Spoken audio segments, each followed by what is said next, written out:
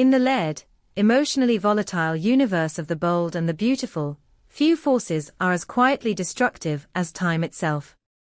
Long before betrayal is spoken aloud or lawsuits are filed, pressure accumulates in the private moments when legacy begins to feel heavier than ambition.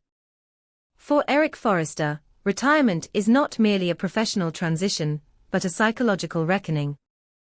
The idea of stepping back from Forrester Creations, the company he built with vision and sacrifice, confronts him with an unbearable question: what remains of a man when his life's work no longer needs his daily hand? Eric's struggle is not driven by vanity alone, but by fear that without his guiding presence, the values he once embedded into the company will erode under the weight of modern power struggles. As Ridge and Brooke clash over control, strategy, and identity, Eric observes a familiar pattern repeating itself, one in which legacy becomes a weapon rather than a responsibility. This awareness gnaws at him, creating a quiet urgency that pushes him toward decisions he never imagined he would make. In this vulnerable state, Eric finds unexpected clarity in his connection with Katie Logan. Katie's newly established fashion company, still fragile and undefined, reminds him of the early days of Forrester Creations, when vision mattered more than dominance, and creativity was driven by purpose rather than control. Drawn by this reflection of his younger self, Eric begins to offer Katie discreet guidance, sharing insights, contacts, and quiet encouragement. What begins as mentorship slowly evolves into something more consequential, a belief that Katie's company might carry forward the ideals he fears Forrester Creations is losing. This secret collaboration intensifies after Eric suffers a sudden health scare, a moment that strips away denial and replaces it with brutal clarity. Faced with his own mortality, Eric is no longer able to postpone the inevitable reckoning with his legacy. The recovery period becomes a crucible in which he reassesses not only who he trusts, but what future he wants to secure. His concern extends beyond Forrester Creations to the broader fashion world he helped shape, and to the possibility that his life's work could survive only by evolving beyond the family name that now threatens to suffocate it. It is during this period that Eric makes his most controversial decision. In secret, he begins meeting with a lawyer, methodically drafting a new will that fundamentally reorders the balance of power he once guarded so fiercely. This document does not simply redistribute assets, it redefines allegiance. By transferring significant shares, and in some interpretations effective control, of Forrester Holdings to Katie's Logan-affiliated company, Eric enacts a radical safeguard, one he believes will protect his vision from internal decay. To Eric, this is not betrayal but preservation. He convinces himself that legacy is not about bloodlines, but about stewardship. In Katie, he sees restraint, empathy, and a willingness to build rather than conquer. His secrecy, however, becomes its own moral compromise. Each concealed meeting deepens the rift between intention and consequence, even as he rationalizes silence as a necessary shield against premature conflict. Donna Logan, ever attuned to the subtle rhythms of Eric's life, senses that something is amiss. His unexplained absences, his guarded demeanor, and his reluctance to share details of his recovery awaken her suspicion. Donna's concern is not rooted in jealousy, but in fear that Eric is shouldering an emotional burden too heavy to bear alone. As she quietly pieces together fragments of his behavior, Donna begins to question whether his actions are motivated by love, regret, or a desire to control the future from beyond his own presence. The truth, when it finally emerges, detonates with devastating force. Once Eric has stabilized and the new will is formally revealed, the reaction is immediate and explosive. Brooke Logan and Ridge Forrester are blindsided, not only by the substance of the decision, but by its secrecy. To them, the will represents an unforgivable breach of trust, a calculated act that undermines the very foundation of Forrester Creations. Ridge's anger is visceral and uncompromising. He interprets Eric's decision as a deliberate attempt to strip the Forrester family of its birthright, framing it as an act of abandonment masquerading as wisdom. For Ridge, legacy is inseparable from lineage, and Eric's choice feels like a repudiation of everything the family has fought to preserve. Brooke's reaction, while equally intense, is layered with emotional complexity. She feels torn between her loyalty to Eric's vision and her instinct to protect the family from what she perceives as external manipulation. The backlash quickly turns toward Katie, who finds herself cast as both catalyst and culprit. Accusations of exploitation swirl around her, fueled by long-standing tensions between the Logan and Forrester families. Critics paint her as a quiet opportunist who leveraged Eric's vulnerability for personal gain. Katie, however, stands firm in her defense, insisting that her involvement was never about power, but about safeguarding the principles Eric feared were being lost. Her refusal to retreat only intensifies the conflict, solidifying divisions that had been simmering beneath the surface for years. As outrage escalates, the dispute moves inevitably toward the courtroom. What begins as a family argument transforms into a brutal legal battle, one that fractures alliances and exposes long-buried resentments. Lawyers dissect intent and capacity, questioning Eric's state of mind and the legitimacy of his choices. Each argument chips away at the emotional fabric of both families, turning private pain into public spectacle. For Eric, watching the fallout is a bitter confirmation of his deepest fear, that legacy, once contested, becomes a weapon that destroys the very bonds it was meant to honor. He is forced to confront the possibility that his attempt to control the future has instead accelerated the collapse of unity. Donna's doubts harden into heartbreak as she witnesses the cost of Eric's secrecy, wondering whether transparency might have mitigated the damage. Meanwhile, the futures of both companies hang in precarious balance. Forrester Creations faces internal instability as leadership battles distract from innovation and design. Katie's company, thrust suddenly into the spotlight, struggles under the weight of expectation and scrutiny, its survival tied to a legal outcome it never sought.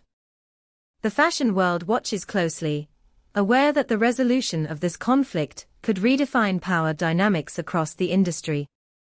In the end, the crisis reveals a painful truth that no legal ruling can fully resolve, that legacy is not a static inheritance, but a living burden shaped by choice, fear, and love. Eric's decision, born of anxiety and conviction, forces every character to confront their own motivations and definitions of loyalty. Whether Forrester Creations emerges fractured or transformed remains uncertain, but one reality is undeniable.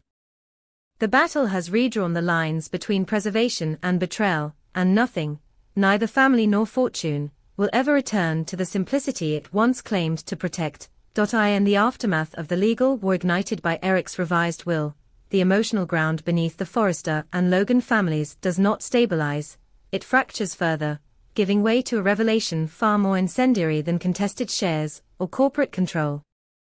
What had been framed as a battle over legacy and vision suddenly collapses into something rawer, more intimate, and infinitely more destructive. Donna Logan, no longer content to remain a silent witness to half-truths and strategic omissions, reaches a breaking point that transforms suspicion into action and restraint into fury. Donna's anger is not impulsive, it is cumulative, forged through months of unease, unanswered questions, and the slow realization that Eric's secrecy was never solely about business. The quiet meetings, the guarded phone calls, the emotional distance she felt, but could never fully explain, all of it crystallizes into a single, unbearable conclusion. When she finally confronts the truth, it does not arrive gently. It crashes into her with the weight of betrayal layered upon betrayal, forcing her to recognize that the man she loved had not only rewritten his legacy, but rewritten their entire shared reality. In a moment that irrevocably alters the trajectory of both families, Donna publicly exposes what she claims to have uncovered, a long-concealed, deeply intimate affair between Eric Forrester and Katie Logan.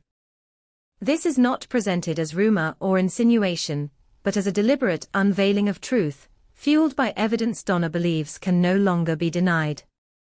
The revelation reframes every prior decision, every act of secrecy, every legal maneuver. What had been debated as a question of influence now stands exposed as something far more personal and far more damning. The fallout is immediate and catastrophic. The courtroom arguments over capacity, an intent pale in comparison to the moral earthquake that follows Donna's accusation.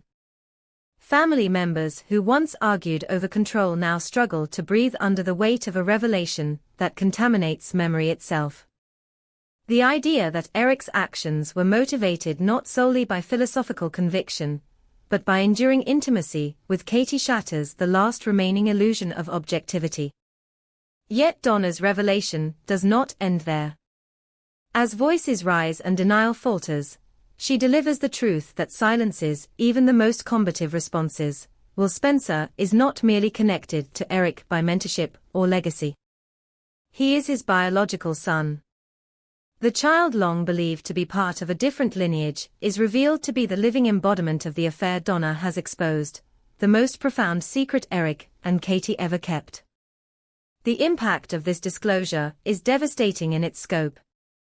Will's identity, once anchored in a carefully constructed family narrative, is violently unmoored. His past reframes itself in real time, every memory acquiring new resonance and unsettling implication.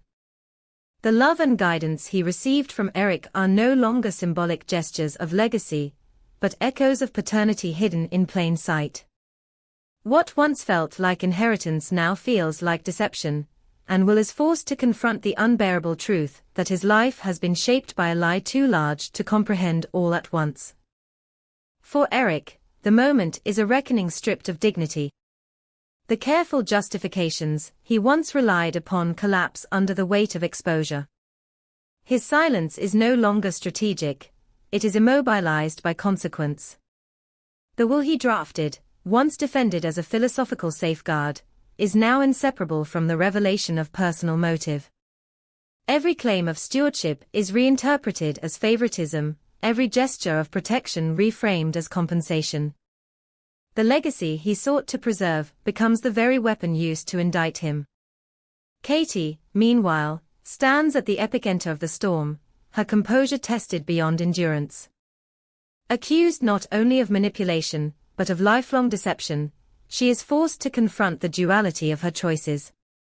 Her insistence that she acted to protect Eric's vision now rings hollow to those who believe the truth was buried for convenience rather than necessity. Even as she maintains that her love was genuine and her intentions sincere, the damage inflicted by secrecy eclipses every defense she attempts to mount. The Forrester family's response is fractured and volatile. Rage competes with disbelief, grief with humiliation.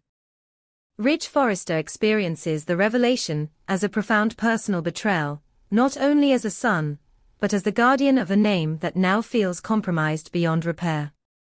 To him, Eric's actions represent the ultimate violation of trust, a decision that weaponized bloodlines while preaching transcendence.